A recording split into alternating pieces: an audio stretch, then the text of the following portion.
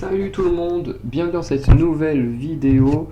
Ici Farander, je vais vous faire une toute petite vidéo autour du booking. Voilà, parce que vous savez que j'aime bien faire des petites vidéos comme ça où j'explique des petits termes autour du catch.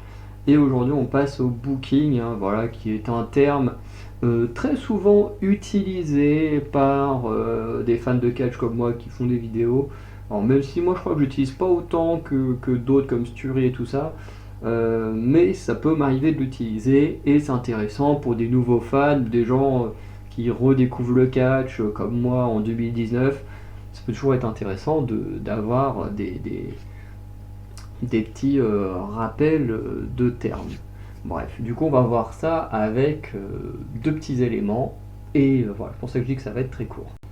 Du coup, le premier élément, c'est le booking en lui-même. Donc, qu'est-ce que c'est? Donc, le booking, c'est l'accomplissement du travail d'un booker. Bon, ça, c'est assez évident. Enfin, booker, scénariste, il y a différents termes. Le booking, du coup, est donc un terme pour désigner un match de prévu lors d'un show, ou plus particulièrement, une apparition lors d'un show. Donc, le booking, voilà, c'est globalement l'ensemble de ce qui est prévu à apparaître lors d'un show. Voilà, principalement les matchs et tout ça, mais on va aller un peu plus en détail juste après. Et donc le deuxième élément, c'est le booker. Donc le booker est ce que l'on appellerait en français un scénariste. Voilà, donc c'est ce que je disais juste avant, c'est donc quelqu'un qui va écrire l'épisode. Donc il s'agit de la personne en coulisses qui écrit les storylines, les angles, et celui qui décide des combats de la carte et des résultats de chaque match.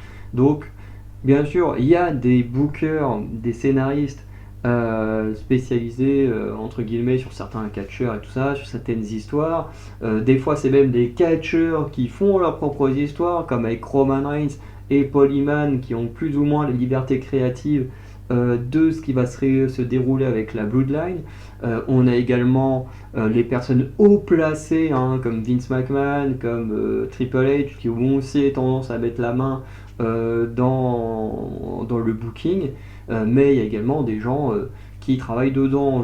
Pendant pas mal de temps, il y avait l'acteur qui jouait Fred dans Scooby-Doo. J'ai oublié le nom de l'acteur qui avait également joué dans Souviens-toi l'été dernier. Je vois sa tête. J'ai oublié le nom de l'acteur, mais du coup qui a été scénariste à la WWE et qui veut donc dire booking, enfin booker, scénariste, bref. Voilà. Donc ce sont les gens qui préparent les histoires entre les catcheurs, qui préparent les angles qu'on voit backstage ou les promos, tout ça. Et du coup, comme on l'a dit après, qui décide du résultat des matchs. Voilà. Je pense, des fois en accord avec les catcheurs, mais je pense quand même également, on a déjà vu avec le Montréal Screwjob et tout ça, parfois sans l'accord de certains catcheurs, avec des trucs faits un peu dans le dos. Bref. Mais, comme je disais, la vidéo va être très courte. Et pourquoi? Parce qu'on passe déjà à la conclusion. Et oui, parce qu'il n'y a pas grand chose de plus à dire sur le booking, c'est un terme assez facile et rapide à définir, puisque ce qu'il représente est assez simple à expliquer et pas très compliqué. C'est le résultat de l'écriture de ce qu'on voit dans un show de catch.